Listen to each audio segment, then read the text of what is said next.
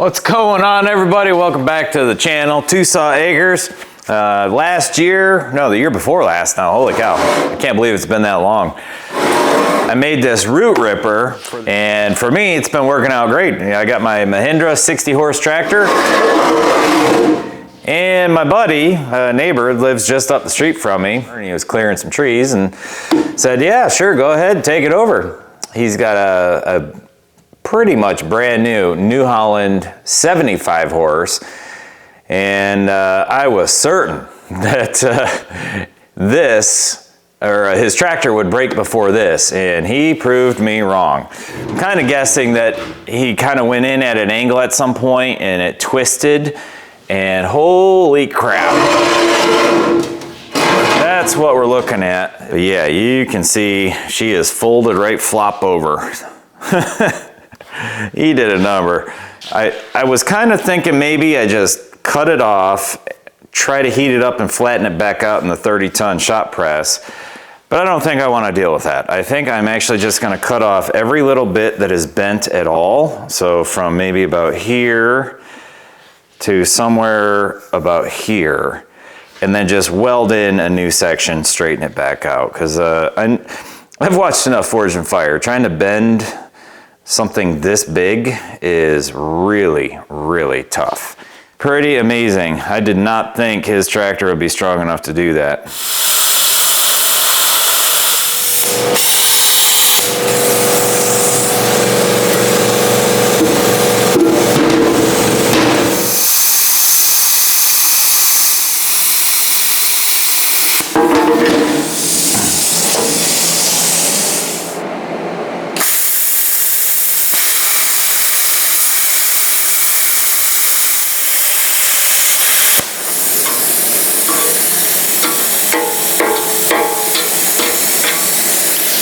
Heck yeah, worked out great. True to form, it is the next day.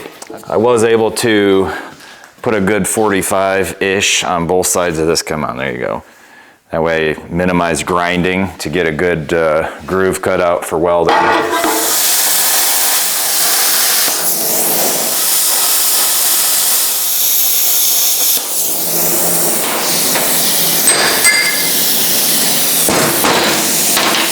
Right.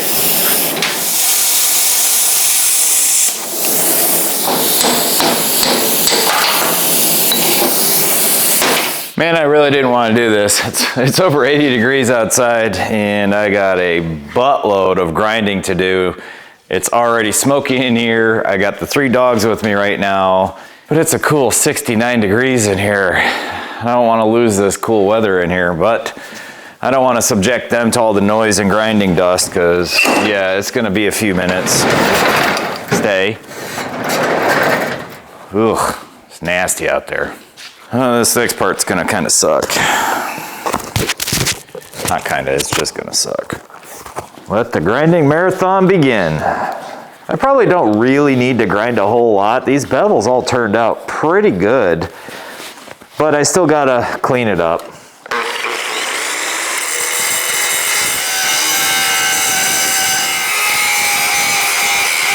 We are prepped for welding. All the edges are ground up, cleaned up, fresh metal all the way back, so welding should be easy. I just had this comment a couple days ago about my hard facing on this thing, and I'll give you a close-up here. You can see it pretty clearly, the hard facing area, and I did that with drill bits and the TIG torch. I put a lot of it on there. You can see how deep that goes. He was saying HSS, high-speed steel, doesn't get super hard when you melt it like that, like the way I did it with the drill bits. Well, maybe not exactly the way I did it. So I figured we'd do a quick check on it, because when I did this, I didn't have, at least I don't think I had, my hardness files, but I did skate check it. I mean, that's pretty convincing right there, right? And if I go over here, this fresh cut area, hear the difference? It grabs hard, whereas the hard facing, it doesn't. 40 does not grab. 60 grabs. Not all of it, but it definitely grabs. I mean, even 65 doesn't really grab a whole lot. It's even grabbing the drill bit. I don't think I would say it's really grabbing. Oh, there's a coating on these two. Let me try a bit without a coating on it. HS USA, high-speed steel. The 65 grabs onto that no problem, but does not grab onto this the same way. Like, I think this is harder. Yeah, it's definitely harder. I don't know how.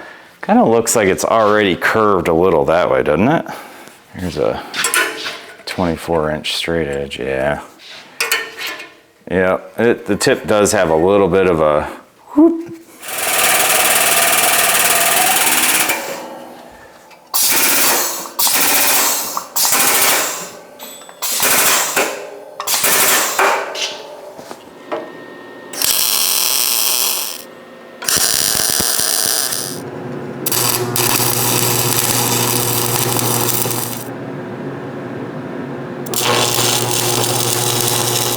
Hopefully it's not warping too much here. Yeah, I love how easy the slag on 7018 comes off. It's so amazing. Now the fun part. This damn thing is so freaking heavy. Jeez. Still looks pretty straight to me. Damn. So it is filling in pretty nice.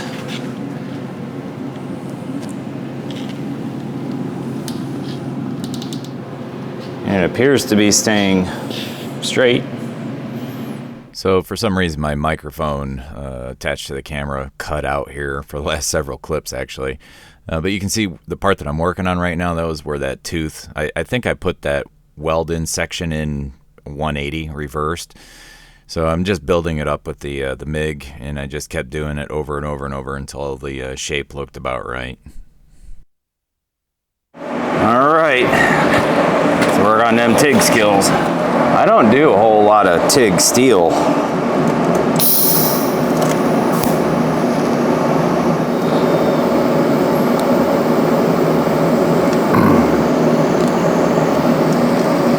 Sorry about that interruption. Well, it wasn't an interruption for you guys. For me, it's been like over 3 hours.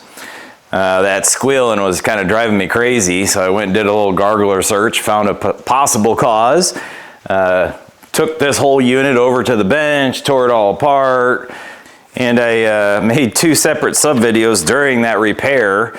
One was the repair itself. And I'll put a link to that repair down in the description box. I figured, you know what, I got this thing torn apart, let's do an inside look. So I did that as well. Had like an hour-and-a-half long phone call. Fortunately, it was not anything major. It was just a strap, if you will, on the inverter that when it's kind of loose, it causes certain frequencies cause it to vibrate and squeal like hell like that. So if you've ever wondered why welders wear long sleeves and cover every bit of their skin, I have no bullshit gotten full on sunburn, peeling skin and all from extended stretches of welding. First time was MIG welding. I was making this Merry Christmas wire sign to hang across the driveway. Holy crap. I was welding for probably 3 or 4 hours with just the mask on, but short sleeves and shorts, and I literally had full on, my skin was peeling sunburn from that. Yeah, anytime I'm doing more than just a couple minutes of welding, I go ahead and suit up. Especially if you're doing MIG or stick where there's a lot of spatter, cotton is really nice to have too to cover everything.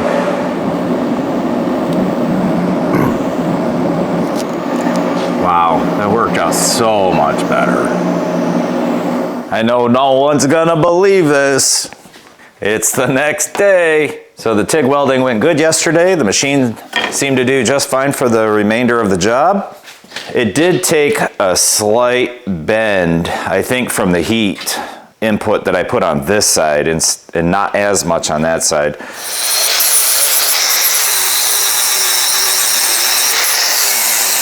Okay, well, got her all cleaned up. Everything's ground down. I do have some porosity in there. It's about the same thickness. You can barely feel any real bump or divot on either side. You can kind of see the little bit of kick off to the right. It's very, very minor, so I don't think I'm even gonna worry about trying to straighten it out. For the hard facing, I ground a little bit of a flat side along all of the new teeth, and then I'm gonna wash in a pretty heavy layer of high-speed steel. Then once it's dried and cooled off, I will go ahead and put a really heavy bead along this upper edge, and that's what turns it into this. It'll give it the good hard facing, and this stuff is really, really hard.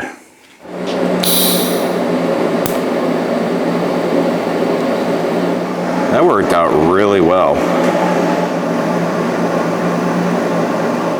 All right, so real quick before the camera battery dies, I think that turned out really nice. There we go. Kind of a glob there, but yeah. So I just got done washing in this side, and it dawned on me I should probably try to do a hardness test. That way I have it on camera. So this side you can see has not been washed out at all, and I'll start off with the 45 HRC, or 40, sorry, 40. And I did test it already, and it just, it skates, okay? The stuff that you see coming off is the scale, mill scale, or whatever it's called, but that one almost sort of kind of grabs. Let's do right here. I mean, if you hear, you can hear that. It's just skating. If I go up one, almost, that one grabs a little bit there, a little bit there. Again, it's that same stuff. But see, that's skating. Now, if I go one higher, this is where it really started grabbing. This is HRC 50. It's really kind of starting to grab. 55. Yeah, that actually really grabs. Now, if I do it on the other side, since I've already got this in my hand, wow, I did not expect that. I haven't tried it at all on this side yet. That is basically skating, no problem. Here's the 60. I mean, if I push hard enough, it kind of grabs. Right there, that's just the scale again, the oxidation. That's grabbing there, but not here. So, just for the folks that wonder how hard this is, here's the HR65, and even that, right, versus that. You can hear that grab. And that's just the very first wash in. Once I get the second layer on there, it seems to do even better. All right, here we go. The final top coat is in and smoothed out. You can see how it creates its own kind of point. Now I'll go back with the flat disc and put a finer edge like this up here, which this has to be resurfaced too. This is pretty dull at this point. Come on, focus. There we go. You can see how dull that is now. Yep, you guessed it. All right, so I went ahead and finished up last night. Got a pretty sharp edge on the whole thing.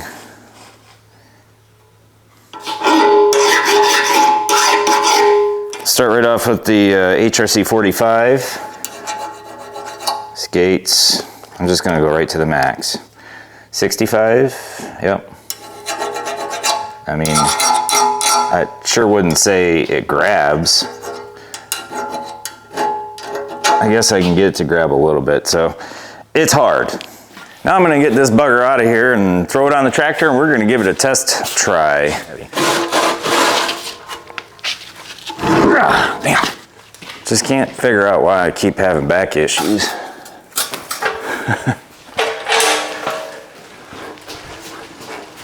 Oh yeah, so as soon as I'm done with this root ripper today, I gotta start working on the backhoe again.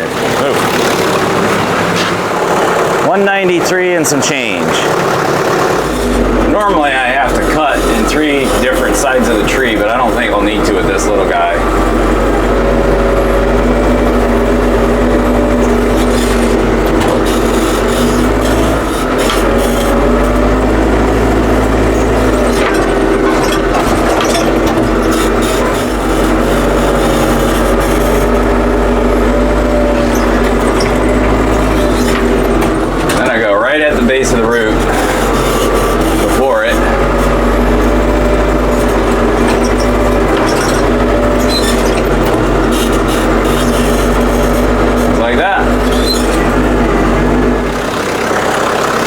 right, so there you go. That was the whole repair. Hopefully I didn't waste too much time.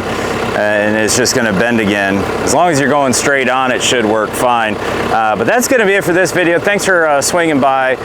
Please hit the like and subscribe buttons on your way out. Share the video. And if you got suggestions on an improvement to this, a couple folks have said maybe make it a little bit more of a hook-like. I'm going to make a 3-point root ripper, and I think that's more along the lines of the way I'm going to do it. But any suggestions, I welcome them, please. And until next time, hey, keep an eye out for that backhoe video. I'm going to start working on it today. Thanks. See you all around.